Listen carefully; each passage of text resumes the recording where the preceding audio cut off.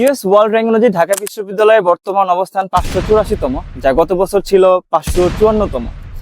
তো ঢাকা বিশ্ববিদ্যালয় সহ আরো যে বিশ্বের যে ইউনিভার্সিটি গুলো আছে, অনেকগুলো ফ্যাক্টর বা ক্রাইটেরিয়ার মাধ্যমে বেসিক্যালি ওয়ার্ল্ড র্যাঙ্ক করা হয়ে থাকে। কিউএস র্যাঙ্ক অনুযায়ী এটা করা হয়। তো এই ফ্যাক্টরগুলোর মধ্যে রয়েছে academic reputation, employer reputation, sustainability, teacher student ratio, citation per faculty, faculty, international student, এরকম আরো অনেকগুলো ক্রাইটেরিয়া আছে যার মাধ্যমে বেসিক্যালি এই ওয়ার্ল্ড র্যাঙ্কটা করা হয়ে থাকে। তো ঢাকা বিশ্ববিদ্যালয়ের সবচেয়ে বেশি পিছিয়ে আছে যে ক্রাইটেরিয়া গুলোতে, সেটা হলো international faculty and international student.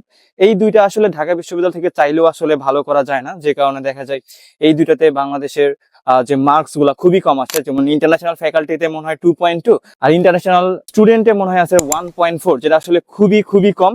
But বাংলাদেশের যে অন্যান্য ক্রাইটেরিয়া যেগুলো আছে, ওগুলা চাইলে ইমপ্রুভ করার মাধ্যমে এর পজিশনটা আগের থেকে অনেক ভালো করা বা ইমপ্রুভ করা যাবে। যেমন সাইটেশন পার ফ্যাকাল্টিতে বাংলাদেশের কিউএস র্যাঙ্ক অনুযায়ী যে ভ্যালুটা দেখলাম, সেটা হলো 6.9, যেটা আসলে খুবই খুবই কম। যদি আমরা কোনোভাবে সাইটেশন পার ফ্যাকাল্টি যেটা আছে এটার মান যদি আমরা ইনক্রিজ করতে পারি, তাহলে দেখা যায় আমাদের ওয়ার্ল্ড র্যাঙ্ক অনুযায়ী ঢাকা বিশ্ববিদ্যালয়ের অবস্থান আগের থেকে আসলে অনেক বেশি বেটার হবে। সো আমরা নেক্সট কোনো ভিডিওতে আমরা দেখাবো যে কিভাবে আমাদের এই ক্রাইটেরিয়া গুলা ইমপ্রুভ করা যায়।